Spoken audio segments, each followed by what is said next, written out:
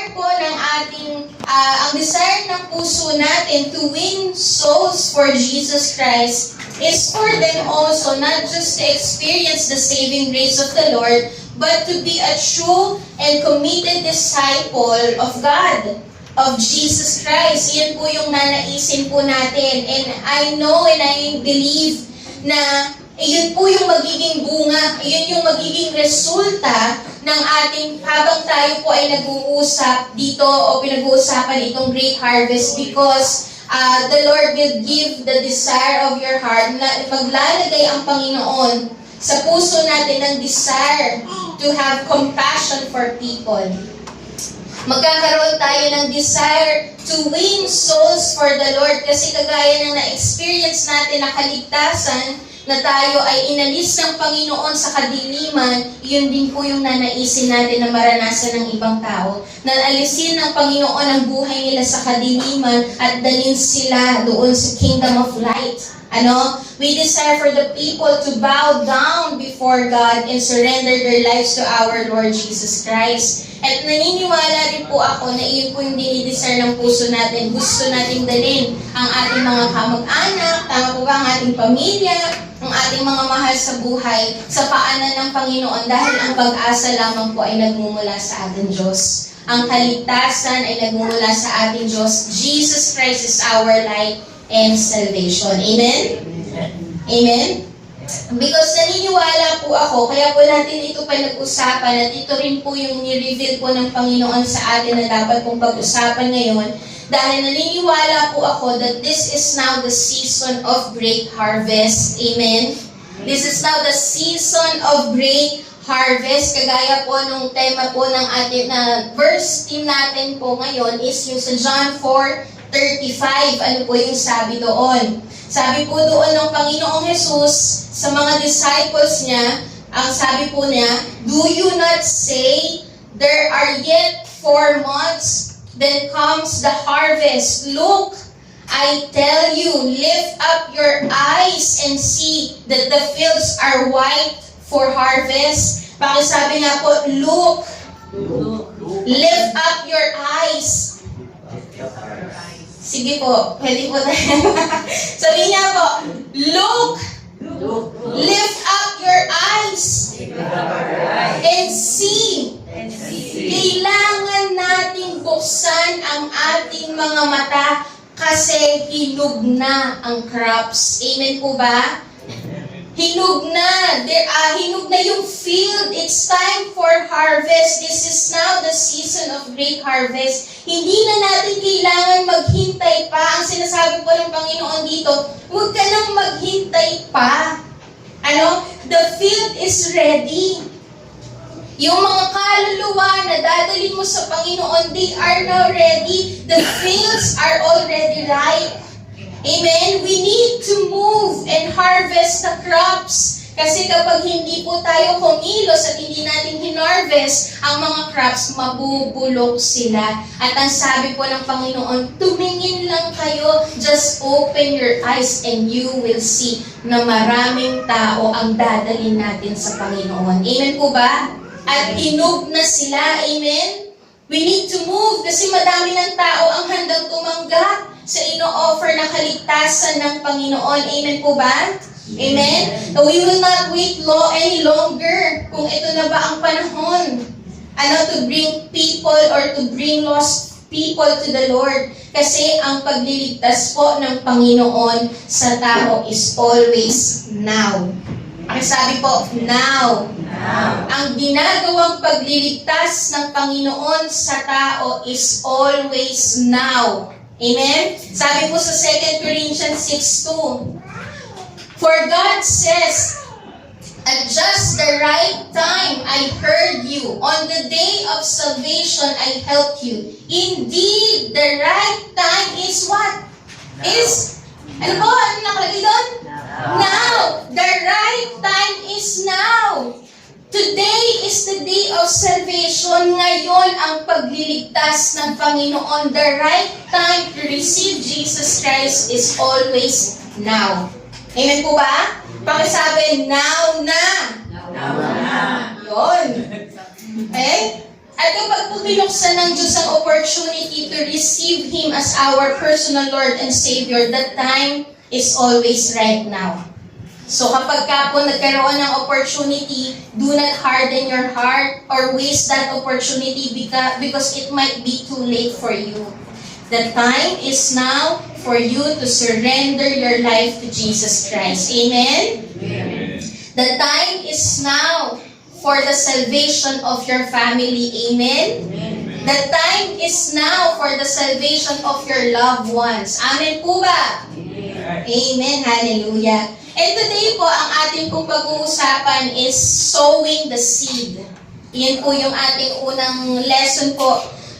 Mensahe ng Panginoon sa atin is sowing the seed at matatagpuan po natin yan sa Matthew 13:3 to 9. Doon po tayo iikot sa Matthew 13:3 to 9. Okay, open nyo po yung inyong Bible, hindi ko po inilagay sa PowerPoint yung ating po main passage. Sabi po sa Matthew 13:3 to 9, and He told them many things in parables, saying, a sower went out to sow, and as he sowed, some seeds fell along the path, and the birds came and devoured them. Other seeds fell on rocky ground where they did not have much soil, and immediately they sprang up, since they had no depth of soil. But when the sun rose, they were scorched. And since they had no root, they withered away. Other seeds fell among thorns, and the thorns grew up and choked them. Other seeds fell on good soil and produced grain, some 100-fold, some 60, some 30. Sa 9, he who has ears, let him hear. So today po, ang pag-uusapan po natin, ang objective po ng ating pong mensahe today is the power of the seed. Pag-sabi po, the power of the seed. Yun po yung pag-uusapan natin today, the power of the seed, the condition of the soil, and next week po, pag-uusapan po natin is yung the responsibility of the sower. So, before po tayo mag-continue, let us close our eyes and let's bow our heads and let's pray. Father God, we thank you for this opportunity to hear your words, to listen to your message, Panginoon. And hayaan mo, Panginoon, na ang banal na Espiritu ay patuloy na mangusap sa buhay ng bawat isa. That today, Panginoon, wala po silang ibang makikita at maririnig kundi ikaw lamang, O Diyos. Na ang makita po nila, Panginoon, ay ang kalinlingan mo, Panginoon. Ang marinig nila ay ang iyong tinig, O Diyos. At dalangin po namin, Panginoon, that let our hearts be ready to receive, Lord God, your words, Panginoon, your living words. Hayaan mo, Panginoon, that it will take roots, Lord God, in our hearts, so that it will grow, Panginoon, and bear much fruit.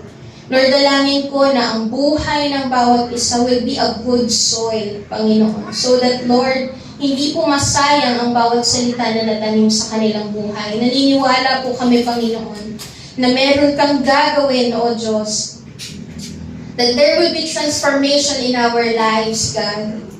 That there will be fruits, Panginoon, in our lives because, Lord, naniniwala po kami that there is multitudes, Lord God, in the hearts of your people today.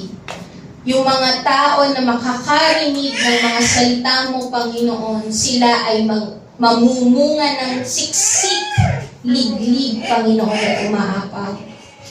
Maraming salamat po, O Diyos. Patuloy ka namin pinupuri at sinasamba sa tayong pangalan ni Jesus. Amen. So today, pag-usapan po natin, unang point po natin is the power of the seed.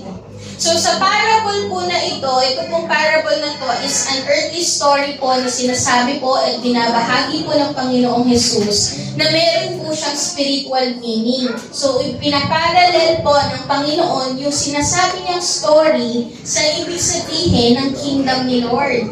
Doon sa meaning o doon sa ipinapahayag na mga bagay patungkol sa spiritual na buhay. Okay? And ito pong passage po na binasa natin sa Matthew 13, meron din po itong parallel passage that will also be found in Luke 8 and Mark 4. So doon po, meron, Makikita nyo rin po yun sa Luke 8 at sa Mark 4. And makikita po natin sa Luke 8:11. Open your Bible po sa Luke 8:11. Kung ano ang ibig sabihin o nire-represent ng seed na tinanim po ng sower. Sa Luke 8:11 po, ang sabi po doon, the seed is the word of God. Ang seed po na tinatanim nung sower po doon sa binasa nating passage o parable of the sower is the word of God. And that word of God teaches the kingdom of God. Yung salita po ng Panginoon sa bawat binabasa natin, sa bawat pahayag mula Old Testament hanggang New Testament, it speaks of the kingdom of God. Na laging sinasabi, you need to repent because the kingdom of God is at hand. You need to repent, you need to come back to me kasi mayroong pagliligtas na gagawin ng Panginoon. And the gospel of Christ sa Old Testament, pinaprophesy kung sino yung Messiah, ano yung gagawin niyang pagliligtas. Iyon po. So, mababasa po natin in the Word of God or the Bible, the Word of God, it speaks of the kingdom of God and the gospel of Christ. So, iyon po yung tinatanim ng sower.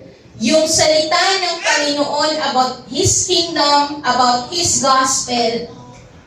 And mayroon pong kapangyarihan po itong seed na ito. And kung ihalin tulad po natin sa tunay na seed, no? The seed had the potential to reproduce many. Okay? Na kahit na maliit lang siya, kapag tinanim mo yon, kaya niyang mag-produce ng marami. Tama po ba? Okay? And even the seed is small, pero kapag yun po ay tinanim, meron siyang potential to bear much fruit. At doon sa mga prutas na na-produce niya, merong uling mga panibagong mga binhi. Nalalawak ng lalawak, lalago ng lalago kapag kapatuloy na tinatanim yung binhi. So there is power sa seed. Matindi po itong seed na to. Kagaya na lang po, diba, for example, yung pumpkin o yung kalabasa. Diba ang kalabasa po, pag isang buto lang ang tinanim mo sa kalabasa, diba? Kahit isang buto lang yan, tutubo yan ng marami.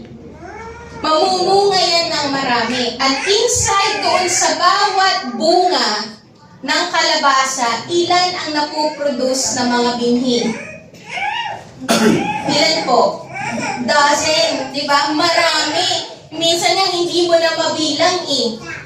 Tapos kapag tinanim mo yun, lalago at lalago, lalawak ng lalawak, dadami ng dadami. At hindi mo po mapipigilan ang pagdami. That is the power of the seed.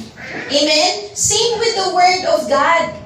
Ganoon din po ang salita ng Panginoon. The Word of God has the power to produce life and salvation. Okay? Sa Romans 1:16, ang sabi po doon, for I am not ashamed of the gospel, for it is the power of God for salvation. Pakisabi po, power of God. At hindi ng salita ng Panginoon kasi sinasabi po na ang salita ng Diyos is the power of God for salvation to everyone who believes, to the Jew first and also to the Greek. Sa salita po ng Diyos kasi, nire-reveal ni Lord yung ino-offer niyang kaligtasan sa pamamagitan po ng ginawa ni Kristo sa krus. Kaya po, ang salita po ng Panginoon kapag binabasa mo, there is power. Ano?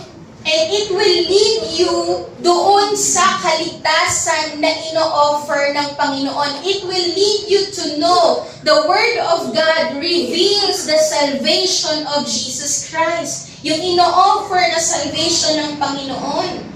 And hindi lamang po kaligtasan here on earth ang sinasabi po dito sa salita ng Diyos. That salvation is not just earthly salvation, but eternal salvation. The power of the seed. The power of the Word. The effect of the word transcends the physical. It reaches the eternal. Ganoon katindi ang power. Amen, Chloe? Right? Ganoon katindi ang power ng salita ng Diyos.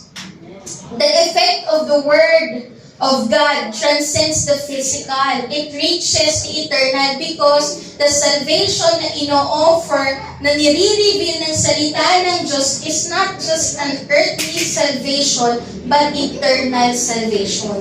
Power. Amen? Pasabi po, power. Ganoon katindi ang salita ng Diyos. Kaya wag po nating baliwalain. Sa 1 Peter 1:23, ang sabi po dito, na ang salita po ng Diyos is not of perishable seed, but imperishable. It is for eternity, hindi nawawala, hindi nababasag, hindi nasisira, hindi nabubulok. It is for eternity. It stands forever. The word of the Lord remains forever. 1 Peter 1:23, sabi po dito, since you have been born again, not of perishable seed, but of imperishable, through the living and abiding word of God. The word of God is eternal. Amen po ba? It is for eternity. It stands firm. It remains forever. Sabi po sa 25, but the word of the Lord remains forever. And this word is the good news that was preached to you. The word of God reveals the salvation and the life. The word of God gives life, no, sa buhay po natin. And that life is hindi lang buhay dito sa mundo, kundi eternal life. Amen po ba? The Word of God brings life and salvation. It produces great things sa mga taong nataniman po ng salita ng Diyos. That great thing is eternal. Amen po ba? Power. The Word, the power of the seed. The power of the Word. Amen? And ang sabi din po, sa 2 Timothy 3:16-17, the Word of God has the power to transform. Ang salita lang po ng Panginoon ang may kakayanan na magbago ng puso, magbago ng isip, magbago ng buhay. Kagaya na lamang po ng isang seed, ng seed, o ng isang ground pala, rather. Kagaya na lang po ng isang ground, di ba ang isang ground, pagka hindi po yan natataniman ng isang seed, it will be plain lang, plain ground. Tama po? Walang kaakit-akit doon sa ground na yon. Tama po ba? It is not appealing. Bago po mataniman ng binhi yung ground na yon, it is not appealing, it is only ordinary and plain ground. Tama po ba? But when the seed is being planted on the ground, okay? When the seed is being planted on that ground, at tumubo po yung bunga o tumubo po yung binhi na yon, yung seed na yon, nagkakaroon ng buhay yung ground. Nagiging maganda yung ground, nata-transform yung ground. Okay? Ang nagpapaganda po ng ground is not the ground itself, but ang nagpapaganda ng ground ay yung nag-produce na plants and fruits dahil doon sa seed na natanim. Tama po ba? Nakikita niyo po yung, nai-imagine niyo po? Tama? Tama po? Okay? So the word, same with the word of God. The word has the power to transform. Ang buhay po natin hanggat hindi natataniman niya ng salita ng Diyos, walang kaakit-akit sa'yo. You will only be ordinary and plain. Okay? You cannot be transformed. Walang maganda sa buhay mo kapag walang naitanim na salita ng Diyos. Iyon po yung sabi po sa 2 Timothy 3:16-17. Sabi po dito, ang lahat ng kasulatan ay kinasihan ng Diyos at nagagamit sa pagtuturo ng katotohanan, sa pagtatama sa maling katuruan, sa pagtutuwid ng likong gawain at sa pagsasanay para sa matuwid na pamumuhay upang ang lingkod ng Diyos ay magiging karapat-dapat at handa sa lahat ng mabubuting gawain. Ang salita ng Diyos ang nagbabago ng buhay ng tao na nataniman nito. Amen po? The seed is small, but powerful, and will produce fruit and life in you. Amen po ba? Amen? But it must be planted first in order to achieve its intended purpose. It must be planted first. Kailangan magmatanim muna sa kaibuturan ng iyong puso. Kailangan matalim. The Word of God has the power to bring salvation, but in order to achieve the purpose of God, to reveal Christ's salvation, it must be planted in the hearts of the people. No? Mayroong kapangyarihan ng salita ng Diyos to bring salvation. Pero ito muna ay dapat maitanim sa puso ng mga tao. At matatanim lang po yun sa puso ng mga tao kung magbabahagi ng salita ng Diyos ang mga taong naligtas. Amen po ba? Makita niyo po yung picture. And the Word of God has the power to transform lives. And it will achieve its purpose if the Word of God will be planted in our hearts. Doon sa mga taong nakinig at pinamuhay. Kung sasabihin natin at sinasabi natin na gusto natin na ang salita ng Diyos ay matanim sa ating puso, sa ating buhay, so that it will transform our lives, ang mga taong nataniman ng salita ng Diyos ay ang mga taong nakinig at pinamuhay ang salita. Kung gusto po natin that it will produce life, it will transform our lives, you need to listen and live out the Word. Iyon po yung picture ng mga taong tunay na nataniman ng salita ng Diyos. You listen and live out. Amen po ba? Amen? Pero kung titignan po natin, kanina sinabi natin that there is power doon sa seed. The power of the seed, na matindi ang salita ng Diyos. Powerful ang salita ng Diyos. It is powerful and active. Yan po yung sinasabi sa salita. But do you ever wonder po, na merong mga tao pa rin na clearly naman narinig ang salita ng Diyos today? Posible na clear yung naririnig ang salita ng Diyos, but you respond differently. Posible po yun. Nandito tayo ngayon, we are hearing the same message. We hear clearly the message of the Lord, but we respond differently. Paano nangyari?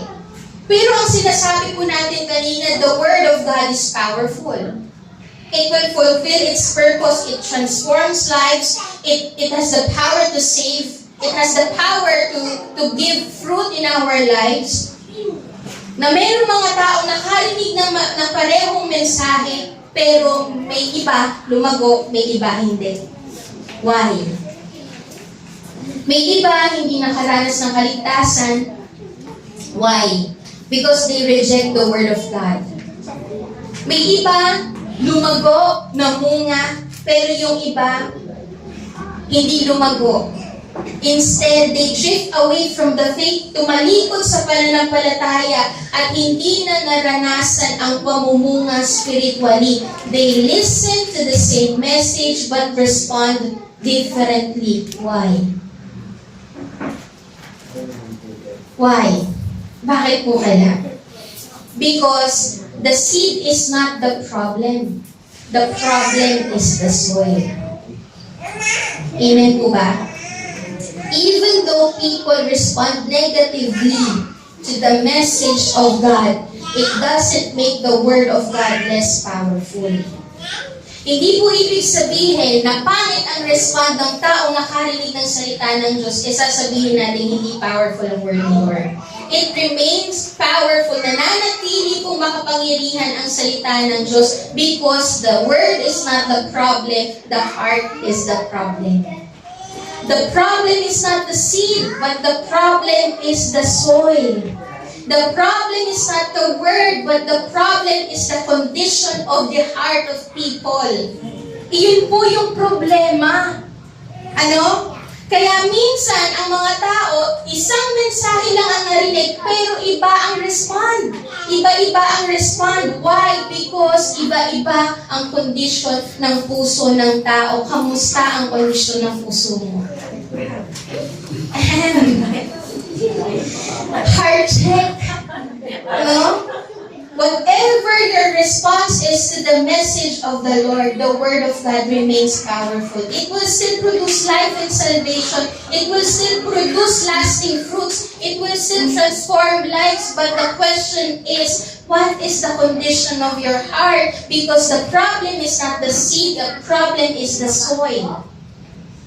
No?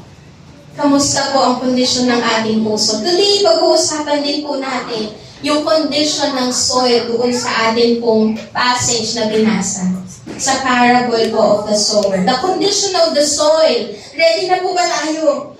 Ano kaya ang kondisyon ng ating puso ngayon? Malalaman natin today. Amen? Unang pong kondisyon ng puso ng tao o the condition of the soil is the path. Yun po yung binasa po natin sa Matthew 13:19. Doon po natin, yun po yung ibig sabihin. Nung soil na yung seed na napunta sa path. Okay? Sa Matthew 13:19. Matthew 13:19. When anyone hears the word of the kingdom and does not understand it, the evil one comes and snatches away what has been sown in his heart. So, ang unang kondisyon po ng puso ng mga tao na nakarinig ng salita ng Diyos is the hearts. Condition of people who have the hard hearts is hindi po nila naintindihan o pwede nating sabihin, hindi talaga inintindi. Okay? Doon po sa binasa po natin, the problem here is not a lack of understanding, but an unwillingness to embrace and understand the Word. It's not that they can't understand. Hindi po ito ibig sabihin na hindi nila naintindihan, kundi hindi talaga nila inintindi. No? Hindi talaga nila inintindi. Iba po ang hindi naunawaan sa hindi talaga inunawa. Magkaiba yun. We hear the same message, but we respond differently. Why? Because maybe you have a hard heart.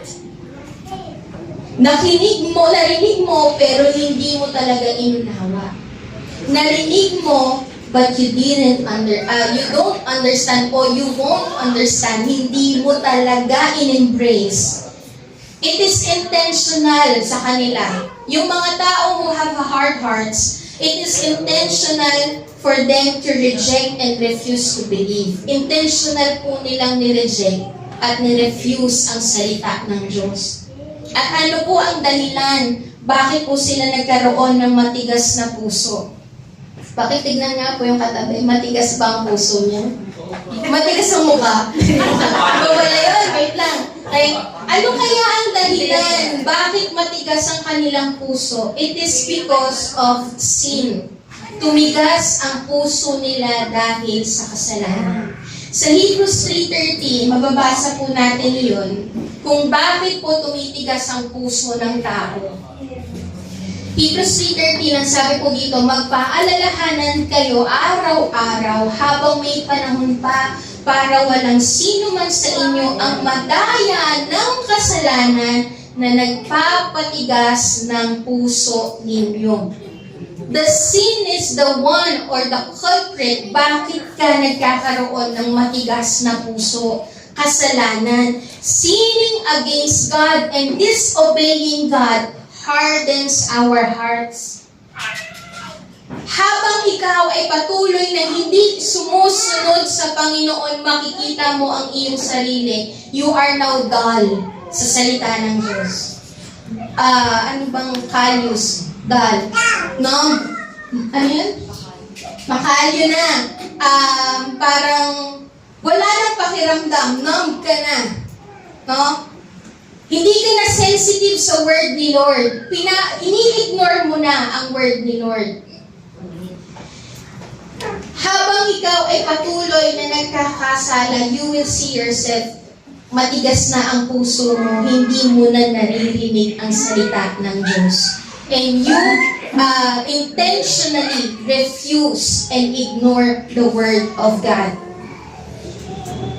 Those people who still loves to sin hates the truth.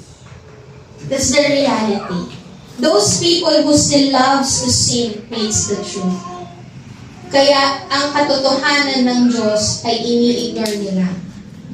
Intentionally ignoring. And habang patuloy tayo nag-i-ignore ng salita ng Diyos, disobeying God, continue sinning against God, your heart becomes hard. Nagiging matigas ang iyong puso. At dahil naging matigas ang iyong puso, ang salita ng Diyos ay hindi mo na maunawaan. Dumarating sa punto na hindi mo na ito maunawaan. It is now hidden from you. Hindi na nare-reveal sa iyo ang salita ng Panginoon because nare-reveal ang salita ng Diyos doon sa mga tao na soften yung heart, not hard hearts. Doon sa mga taong malambot ang puso at handang tanggapin ang salita ng Diyos, yun ang mga taong nakaka-receive ng revelation ng Lord. Sabi po sa 2 Corinthians 4:3-4, if the good news we preach is hidden behind the veil, bakit kaya hindi ninyo maintindihan? It is because it is hidden from those people who don't believe. Yung sinasabi. It is hidden only from people who are perishing. Satan, who is the God of this world, has blinded the minds of those who don't believe. They choose not to believe, kaya tinago sa kanila ang revelation ng salita ng Diyos. Tinago sa kanila ang katotohanan ng Panginoon because they choose to ignore, they choose to refuse, they choose to reject. They don't believe in the Word of God. That's why na-snatch ng kaaway yung salita ng Diyos. And it blinded now their minds. It becomes hidden. The Word of God becomes hidden in their lives. Sabi po dito, they are unable to see the glorious light of the good news. They don't understand this message about the glory of Christ, who is the exact likeness of God. Because they choose to ignore. They become blinded of the truth.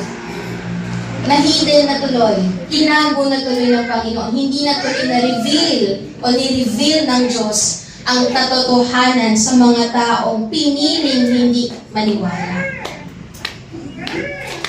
The more you choose to sin against God, the more you choose to disobey God, the more na nagiging matigas ang puso mo. And you are now numb doon sa katotohanan ng Diyos. Numb sa voice ng Lord. Kamusta ang puso natin?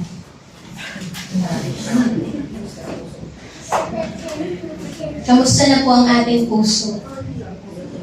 And I am praying po, ang sabi po ng Panginoon, when you hear God's voice calling you to repent and receive the salvation, do not harden your heart. Sabi po ng Panginoon, kapag narinig mo na ang salita at boses ng Panginoon, huwag mo nang patigasin ang puso mo. Amen? Amen? Don't think that it is not the time for you to seek God because you thought that you still have plenty of time because tomorrow might be too late. Don't think na bukas na lang ako magiging seryoso sa Panginoon. Bukas na lang ako magiging mainit sa Panginoon.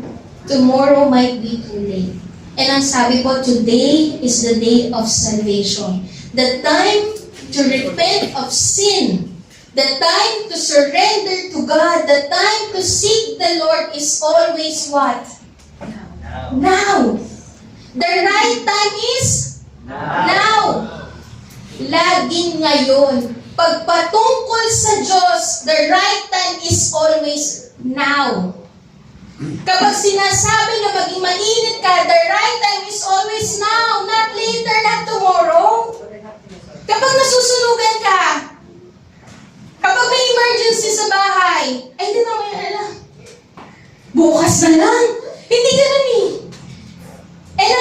ng mga bagay patungkol sa Diyos, emergency yun, urgent yun. Yung parang tipong nasusunugan ka ng bahay, kaya kailangan mong kumilos agad-agad. Amen po ba?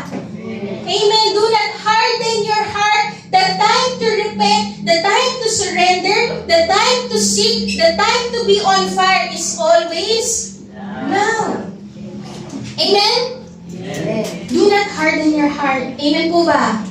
Na yung praying, wala pong matigas na puso sa LLA. Amen? Amen? Amen. Sa pangalawa po is yung rocky heart. And ang sabi po sa Matthew 13:21-22, sinasabi po dito that the rocky hearts are those people who has a shallow faith. Shallow faith. Yung mababaw na Kristiyano, ang babaw. No?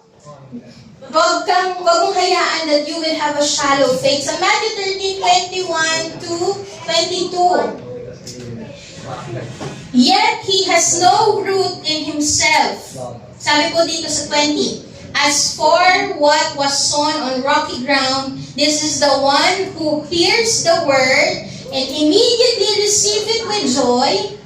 Nagagalak na ma-receive ang salita ng Diyos, yet he has no root in himself, but endures for a while, and when tribulation or persecution arises on account of the word, immediately he falls away.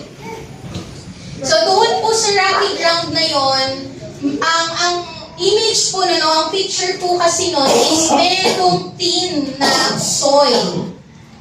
Tin soil na pwedeng tumubo ang mga halaman, pero hindi nagtitake roots or hindi lumalalim ang roots ng halaman kasi nahahadlangan ng rock sa ilalim.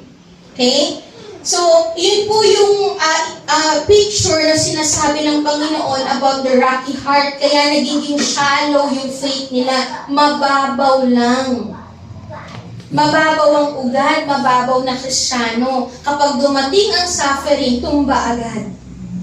Kapag dumating ang pagsubok, ang bilis na bubunot. No?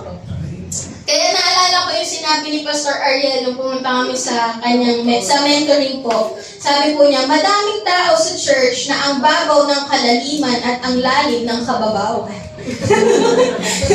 Sino ka doon? Parang pareho lang yun, ano? Ang babaw ng kalaliman at ang lalim ng kababawan. In short, ang babaw ng Kristiyano. Nag-umpisa na mainit, pero dahil shallow ang faith, hindi naging rooted at talaga ang buhay kay Kristo, mabilis bumigay sa problema. Mabilis na bunot nung dumaan sa paghihirap. Iyon po yung mga rocky heart. Yung mga rocky heart po na to is they just want what is convenient and comfort. Convenient lang, kumbaga convenient Christianity ang hanap. No? Pero kapag ang usapan is sacrificing for the Lord, making commitment to the work of God, ibang usapan na yun. Gusto ko lang ay yung maging komportable because ang sabi is maganda ang plano ng Diyos. The Lord will give comfort. Yes, totoo naman. Pero there is cost in being a disciple of God. Amen? Kapag hirap na, o may hirap na sa pinagagawa ni Lord, may nire-require na si Lord sa pagsunod mo sa Kanya, ayaw na. Ibang usapan na yun. Gusto ko ay convenience. Gusto ko ay comfort, no? Sabi po sa John 6:60, dito po makikita po natin yung mga merong rocky heart. Sa John 6:60 at saka sa John 6:66, ito po yung mga taong sumusunod sa Panginoon. Ang daming sumusunod sa Panginoon kasi nagpapakain ng Lord, may miracle na naranasan ang mga tao dun sa ginawa ng Panginoon. No? Maraming mga miracle, healing na ginawa ang Panginoon sa buhay nila. Pero nung time na sinabi na nila, or nung time na mahirap na yung pinagagawa ng Panginoon, it is hard teaching na yung sinasabi ng Panginoon. Ito po yung naging respond nila. So John 6:60, sabi po dito, when many of his disciples heard it, they said, "This is a hard saying." Ang hirap na. Hindi ko na maintindihan. Who can listen to it? And ang sabi po sa 66, John 6:66, after this, many of his disciples, matagal na, no? Nakasama ng Panginoon, turned back and no longer walked with Him. Tinalikuran ang Diyos. Tumalikod sa pananampalataya. They don't want that part of being a Christian is to suffer with Christ. Ayaw nila yung parte na ang tinuturo ng Panginoon is to suffer with Christ. Ayaw nila yun. They don't want to count the cost of being a disciple of Jesus. They don't want to pay the price na may isasakripisyo. Kaya nung nasubukan sa problema, they quickly fall away. Eh ang sabi po ng salita ng Diyos, hindi ka sumunod sa akin para lang maging komportable ka o magkaroon ng convenience ang buhay mo. Hindi lang yun. When you obey me, when you follow me, there is a cost that you need to pay. For you to become my disciple, sabi nga ng Panginoon sa Luke 9:23, ang sabi doon, and He said to all, if anyone would come after me, let him deny himself and take up his cross daily and follow me. Take up his cross and follow me. Okay, listen.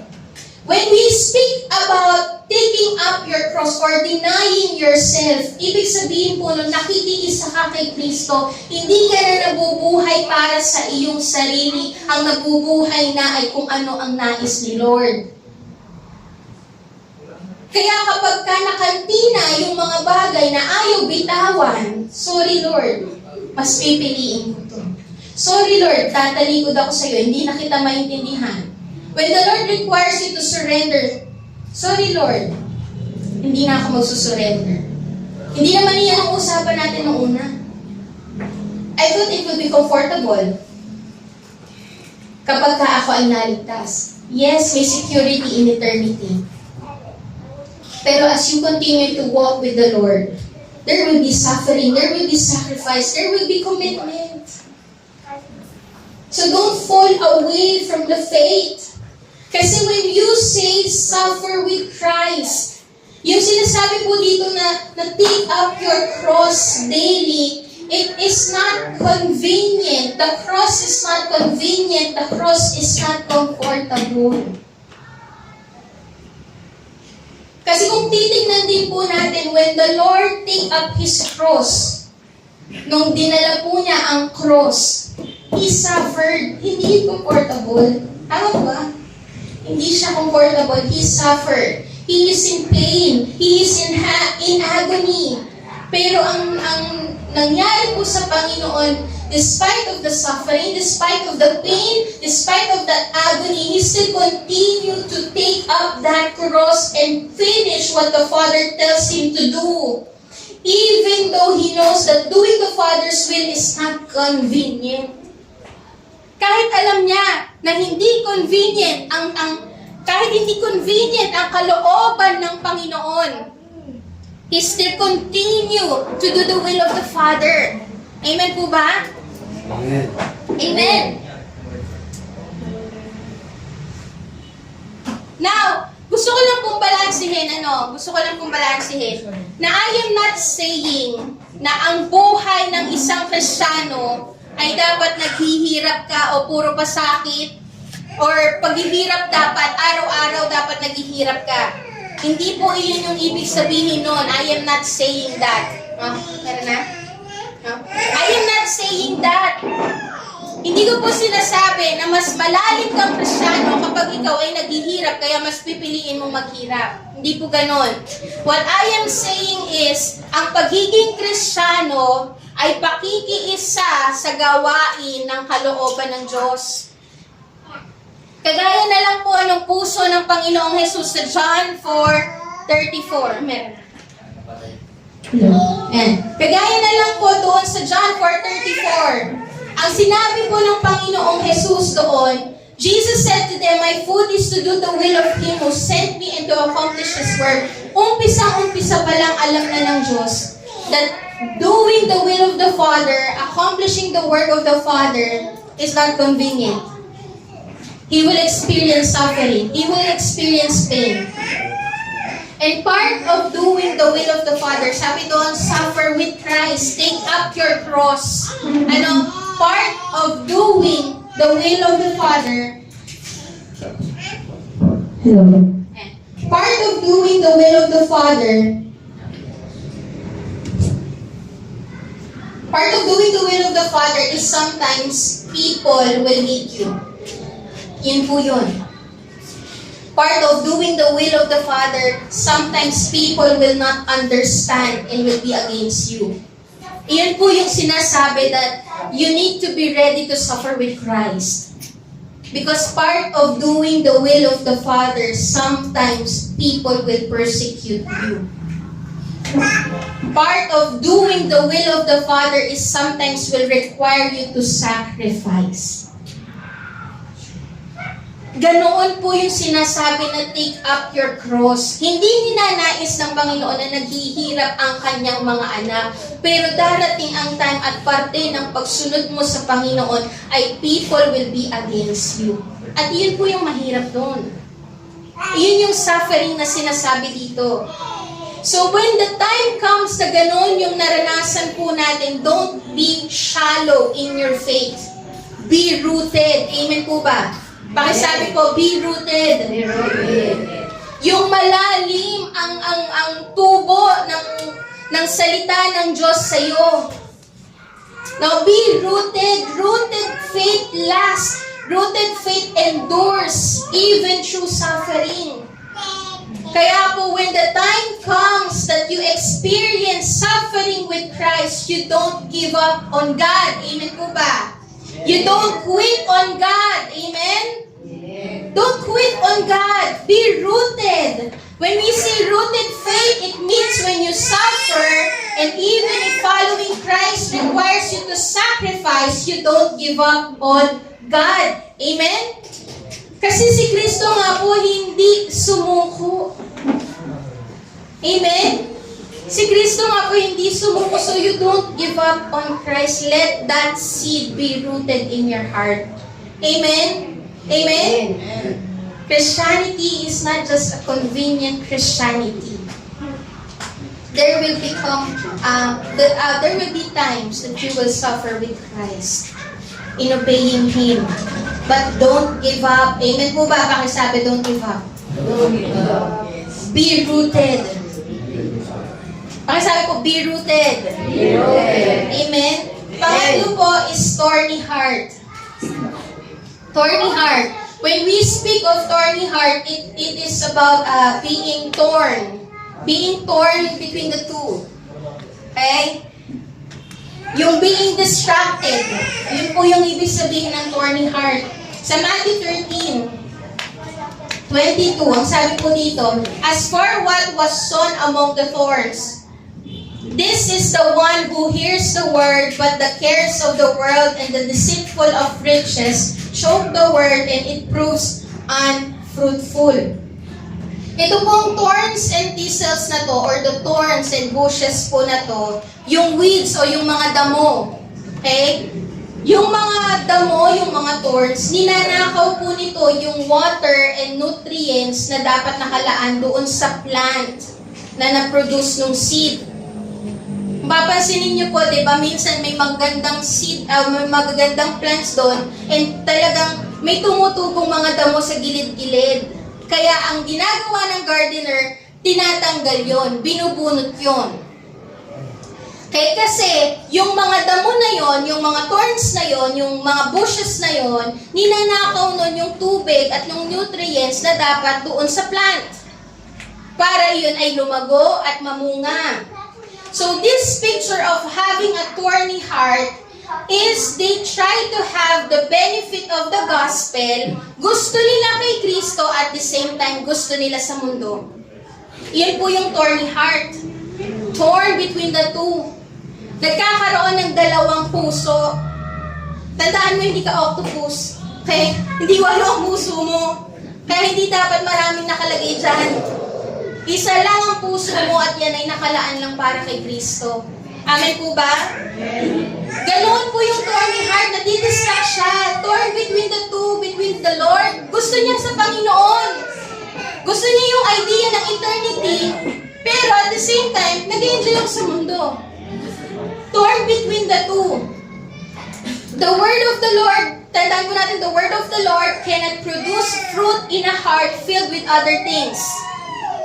Okay? Ulitin ko po, the word of the Lord cannot produce fruit in a heart filled with other things. Kasi ang seed po o ang salita ng Diyos must have His own ground. Okay? Wala dapat kaagaw para ito ay lumago.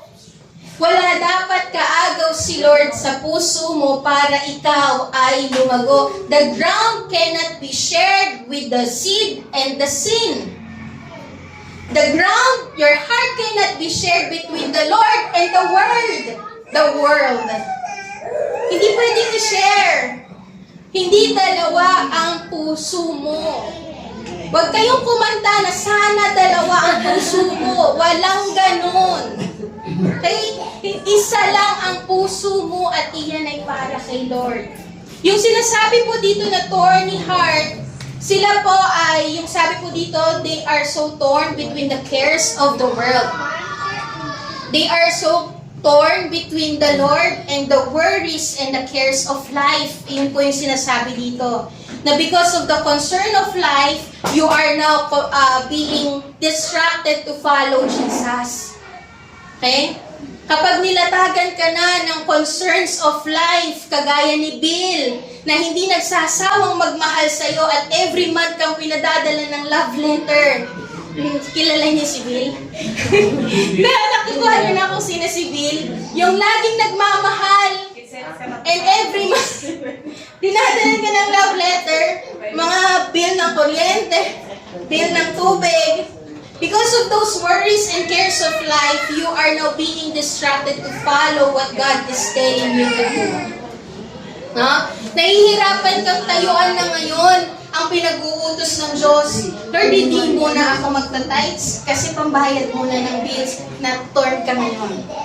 No? Lord, di muna ako mag-church. Kailangan kong kumita para madagdagan ng pambayad ng bills. Torn ka ngayon. Between the Lord, the word of the Lord, and the cares of this world, you are now being torn. Nahihirapan ka ngayon kung ano ang tatayuan mo. And yung sinasabi po dito na thorny heart is about the deceitfulness of riches, yung wealth and pleasures of the world. These are those people who want to believe in God, who want to obey God, but at the same time, they also want the things of this world. They want pleasures of life, they want riches. Okay? Ang buhay nila is a continuous pursuit of possessions. Na to the point na naaagaw na ng pursuit of possession yung desire natin to go deeper in Christ. Hindi na natin nagiging priority si Lord, pero we love the Lord. We say we love the Lord. We want the idea of having eternal life. We want that. Pero, hindi mo nagiging priority si Lord. Torn ka ngayon. Naaagaw na ng pursuit of possession yung trono ng Diyos sa puso natin. Kumbaga may karibal si Lord. May on the side fling ka. Parang ganon. Meron kang asawa, pero may on the side fling ka. Namamangka ka sa dalawang ilog at ang hirap po mo. We just have the idea na namamangka sa dalawang ilog, pero imposible po yun. Imposible siyang mangyari. Nakatapak ang isang paa mo sa langit, nakatapak ang isang paa mo sa mundo. Mahirap yun. No? Kasi when you continue to do that, you will see yourself na mas pinupursu mo na ang mundo kesa sa Panginoon. Very risky ang ganong klase ng puso. Thorny heart. risky. Because eventually, you will see yourself. You are now pursuing more of the things of this world rather than the Lord. No? Parang halimbawa na lang po kapag nagdadrive ng motor. Di ba, konting tilt lang ng manibela ng motor at nagdire-diretso ka doon sa pag-tilt ng motor na yon, makikita mo habang tumatagal, ang layo mo na pala doon sa tamang daan. Ang layo mo na pala doon sa dapat na pinupuntahan mo, nandoon ka na sa wrong way. Akala mo sa umpisa, konti lang to. Konting tilt. Pero kapag patuloy na gano'n ang ginagawa mo, you will see yourself not in the will of the Lord anymore. No? Konting compromise lang sa buhay mo. Tapos tinuloy-tuloy mo yung konting compromising na yon kasi feeling mo it will not harm your life. It will not harm your spiritual life, but you will see yourself na mas minamahal mo na ang mundo kesa sa Lord. Huwag po nating hayaan na magkaroon ng puwang ang kaaway sa buhay natin. And then you will realize that the enemy has hold on you. Puwang lang. Puwang lang. Pero darating ang panahon, hahawakan ka na. Pinagbigyan mo lang sa puwang. Pero kapag nagpatuloy ka na pagbigyan yung kaaway sa puwang na yun, makikita mo sarili mo, hawak ka na ng hawak. You are now going back to your old life. Huwag mong hayaan na magkaroon ng puwang ang kaaway. Sabi po sa 2 Timothy 4:10, ito po, nakita po yung example sa isang servant ng Panginoon, but still love the world. Servant siya ng Panginoon, but he still pursue the things of this world. He still love the world. And ang nangyari po dito, sabi po dito, for Demas, in love with this present world, has deserted me and gone to Thessalonica. Again, I'm not saying na hindi ka na magtatrabaho, but you need to really discern kung mas umaangat ba ang trabaho o mas umaangat ba ang prinsipyo ng trabaho kaysa sa prinsipyo ng salita ng Diyos. Titignan mo rin, i-assess mo din, mas umaangat ang pamilya ba kaysa sa Panginoon. Let's assess. Are you in love with the world at the same time you say you love the Lord? Ang sabi po ng Panginoon, it is impossible. Sabi ng Lord sa Matthew 6:24, no one can serve two masters. Walang kahit na sino man ang may kakayanan to serve two masters. Wala. Imposibleng mangyari yun.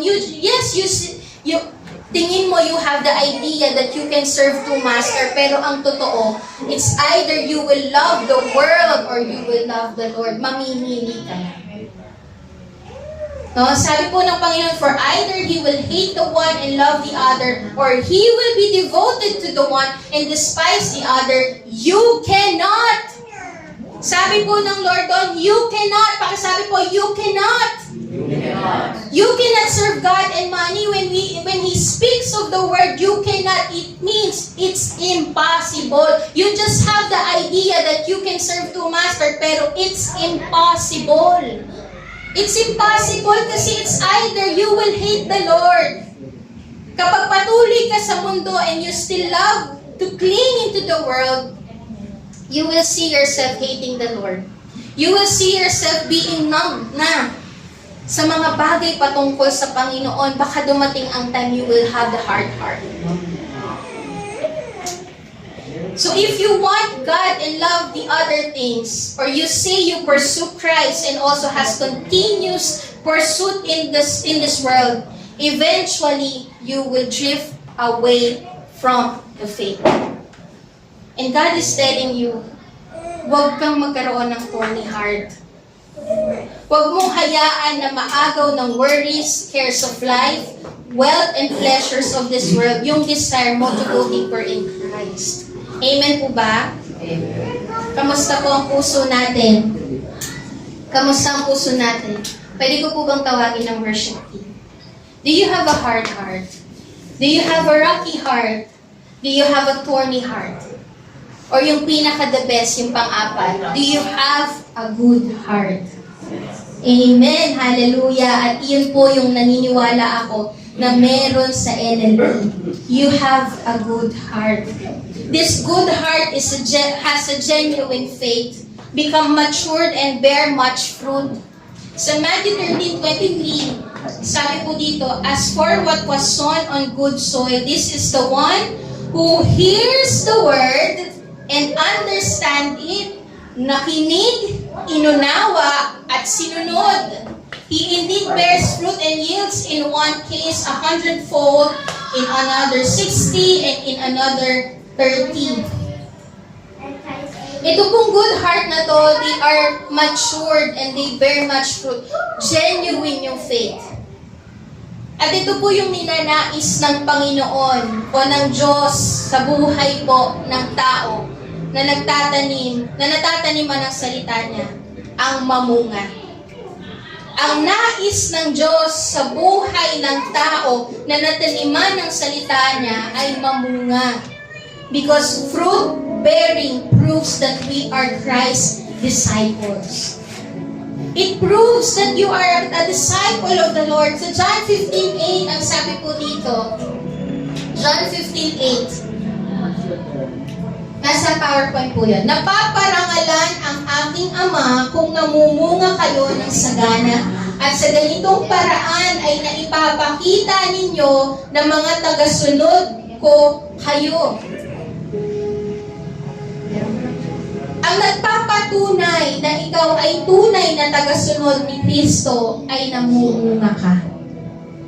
Fruit bearing proves that we are Christ's disciple. The proof that you have a genuine faith, the proof that you have a good heart and you are a good soil, that you are a true disciple of Christ is to bear fruit. At anong klaseng bunga po ang sinasabi ng Diyos na dapat makita sa atin? Dalawang bagay po is yung sanctification at souls. Sanctification is you become more like Christ. You become more like Him. You are living in righteousness. Kagaya ng sinabi natin, kagalakan ng mga mananampalataya ang mabuhay o mamuhay ng banal. Yun ang kagalakan ng mananampalataya, ang mabuhay ng banal. They love to live, they want to pursue righteousness and holiness. Sanctification, that you become more like Christ, is the fruit of the Spirit is being evident in your life. Love, joy, peace, patience, faithfulness, goodness, kindness, self-control. It must be evident in your life. Kasi habang nagpapatuloy na kumikilos ang banal na Espiritu sa ating buhay, iyon po yung inilalabas ng ating buhay. Habang kumikilos patuloy ang banal na Espiritu at habang hinahayaan mo na kumilos ang banal na Espiritu sa buhay mo, ang inilalabas po niya ay is the fruit of the Spirit, is sanctification, being more like Christ. Okay? And pangalawa is yung souls. We are burdened like Christ. Kung kanina we become more like Christ, fruit bearing is being burdened like Christ. That we have this compassion for the lost people. We win souls and make disciples. That's the heart of the people who has a genuine faith. That's the heart of the people who are a true disciple of Christ, na nababurden sila to see the people perishing. Na nababurden sila kagaya ng, kung ano ang burden ng Panginoon, iyon yung burden natin. Kung saan tumitibok ang puso ng Diyos, iyon ang tinitibok ng puso natin. At ang tinitibok ng puso ng Diyos ay kaluluwa. Kaya yun din ang itinitibok ng puso natin, kaluluwa. We have compassion for the lost souls. We want to win souls and make disciples. We want to share the gospel. Kasi hindi natin makontinue yung kagalakan na naranasan natin sa kaligtasan ng Diyos, kaya ibinabahagi natin yun sa iba.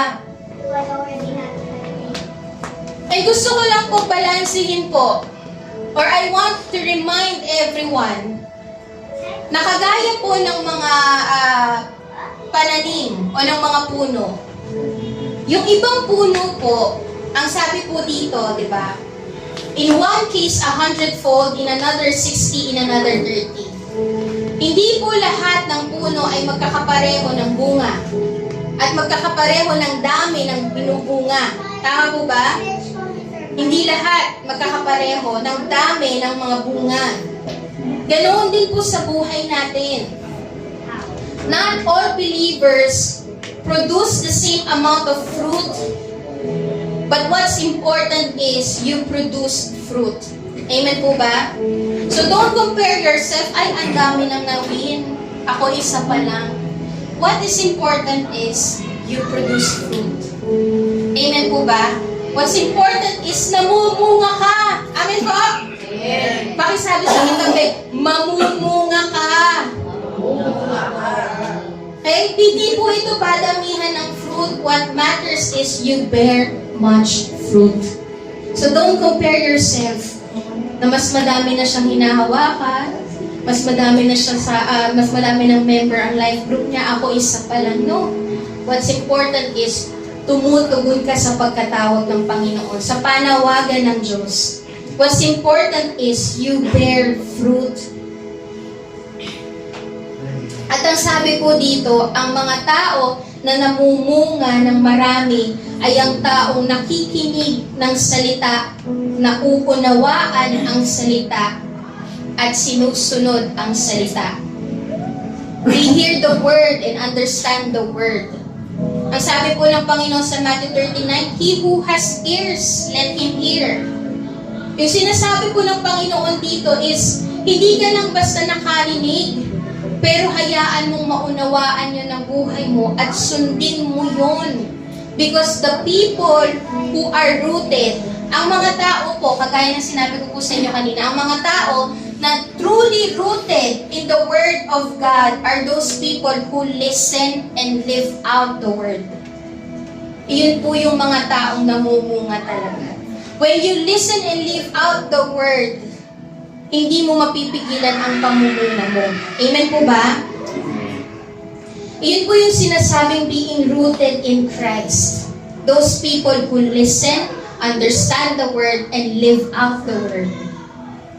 That's what it means to abide in Christ and to remain in Christ. Sabi po sa John 15:5, I am the vine, you are the branches, whoever abides in me, and I in him, he it is that bears much fruit, for apart from me, you can do nothing. Ang sinasabi po ng Panginoon sa John 15:5, if you will abide in the Lord, you will find yourself. You will find that fruit happens. Ano? Kapag ikaw ay nanatili sa Panginoon, makikita mo na mamumunga ka. When you abide in the Lord, it is natural for you to bear fruit. Kapag nanatili ka sa Panginoon, fruitfulness is natural. Amen po ba? Amen. Ang isang puno po kapag ka-rooted siya at talagang healthy ang puno, hindi mo mapipigilan ang pamumunga niya. Hindi mo ka mamunga, hindi. Ayoko mamunga ka. Hindi. Mamumunga at mamumunga ka. So when you listen and live out the word of the Lord, mamumunga at mamumunga ka. Amen po ba? Amen. Be a good soil. Hindi napipigilan ang pamumunga ng isang sanga na nakadikit sa source. Continue to be connected to the source. Continue to be connected to Christ. Hindi mapipigilan ang pamumunga ng isang Kristiyanong nananatili sa Panginoon. Amen po ba? Amen. Manatili ka sa Panginoon. Manatili po tayo sa Panginoon. Now the question is today. Ito po yung question sa atin ngayong umagang ito. What kind of soil is your heart? Anong klaseng soil po tayo ngayon? Again, the problem is not the seed, the problem is the soil. So what kind of soil are you? Have I become hardened to the things of God? Yan po yung pwede nating itanong sa sarili natin so that we can evaluate ourselves. Have I become hardened to the things of God? Nagiging matigas ba ang puso ko sa mga bagay patungkol sa Diyos? Am I shallow in my commitment? Ang babaw ba ng commitment ko na kapag nagkaroon ng problema, bibitaw agad ako? Ang babaw ko ba? Am I constantly distracted, burdened, and defeated by sin and cares of life? Torn ka ba na hindi mo alam kung ano ang tatayuan mo? Tatayo ka ba sa salita ng Diyos? O tatayo ka sa kung ano ang kaparaanan at kagustuhan mo? Are you being torn? Am I bearing the kind of fruit I should be bearing? Are you a good soil na nakikita na namumunga ka because you are rooted in the Word of Christ? Am I a committed follower of Jesus Christ?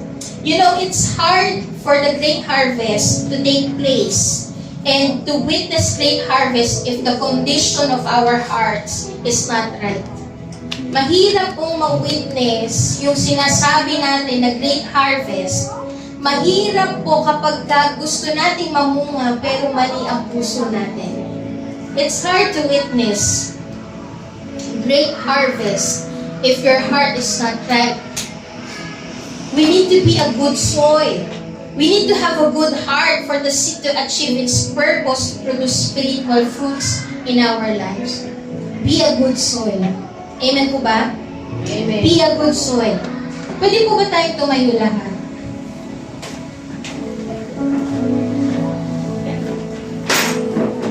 And as we evaluate our life today, what kind of soil are you? What's the condition of your heart today? What's the condition of your heart?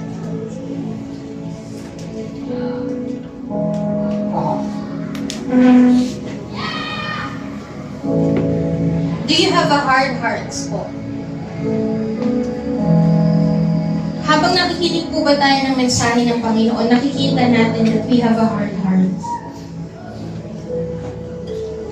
And kung matigas po ang puso natin ngayong umagang ito, let the Holy Spirit cultivate and soften your heart today.